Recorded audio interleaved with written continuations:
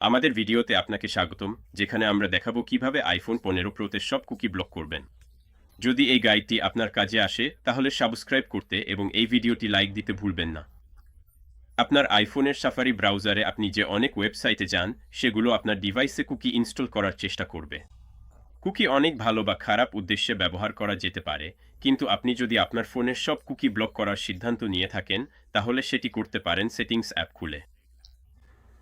এরপর আপনি নিচে স্ক্রল করে এই মেনু থেকে সাফারি অপশনটি নির্বাচন করতে পারেন।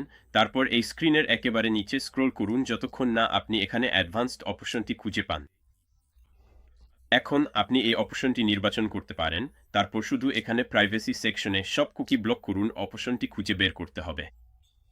তাই আপনি যদি এই অপশনের ডান পাশে থাকা বোতামে চাপ দেন তাহলে একটি পপআপ আসবে যা আপনাকে নিশ্চিত করতে বলবে যে আপনি সত্যিই সব কুকি ব্লক করতে চান কিনা, এবং এটি কিছু ওয়েবসাইট কাজ করতে বাধা দিতে পারে এবং এটি বিদ্যমান কুকি ও সাইটের ডেটা মুছে দেবে।